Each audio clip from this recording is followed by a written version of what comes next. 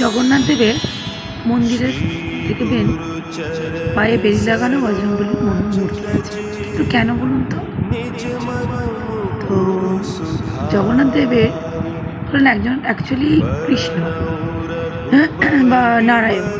ওনার পত্নী হচ্ছেন লক্ষ্মী দেবী। তো লক্ষ্মী দেবী হচ্ছেন সমুদ্রদেবের কন্যা। এবার জগন্নাথ মন্দিরে বারবার সমুদ্রের জল ঢুকে তাণ্ডব শুরু হয়ে যায়। তো সেখানে শ্বশুরমশাইকে কিছু বলতে পারেন না। তো হনুমানজিকে বললেন, তুমি একটা কাজ করো, তুমি দ্বাররক্ষক হয়ে এখানে দাঁড়াও, যেন সমুদ্র ভেতরে প্রবেশ করতে না পারে। আমার শ্বশুরমশাই হন, আমি কিছু বলতে পারছি না। তো হনুমানজি ওখানে পাহারায় থাকেন। জগন্নাথদেবকে ভোগে দেওয়া হয় চাল বা ভাত, সেটা খেয়ে বজরংবলী পেট ভরে। হঠাৎ খবর পাওয়া যায় হনুমানজি নেই, পুরী ছেড়ে তিনি অযোধ্যা চলে গেছে। তো রামচন্দ্র বা আমাদের শ্রীকৃষ্ণ উনি আমাদের বলছেন, প্রভু জগন্নাথ দেব বজরংবলীকে ডেকে পারলেন, বললেন যে তুমি এখান ছেড়ে চলে গেলে কেন?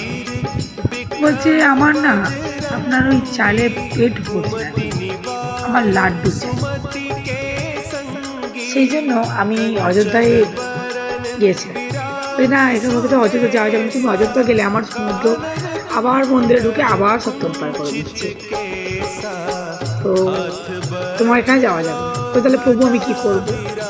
আমি তো লাড্ডু পছন্দ করি, আমার লাড্ডু চাই। ঠিক আছে, তোমাকে একটা এমন থালি দেবো যেখানে লাড্ডু কোনোদিন শেষ হবে না, আর সঙ্গে তোমার পায়ের বেরি থাকবে, তুমি এখান ছেড়ে কোথাও যাবে না। দেখা গেল তুমি হয়তো কোনো ভক্ত তোমাকে লাড্ডু দিয়ে তুমি সেখানেই গিয়ে চলে গেলে, তাহলে তখন আমার মন্দিরের রক্ষক কে হবে? তারপর থেকে ওই হনুমানজিকে ওখানে পায়ে বেরি লাগিয়ে দেওয়া হয়। আর ওনার মূর্তিতেও একটা লাড্ডু সমেত থালা আছে, যেখান থেকে বলা হয় নাকি বজরংবলী লাড্ডু খান, যে লাড্ডু কোনদিন শেষ হয় না। জয় শ্রীরাম, জয় বজরংবলী।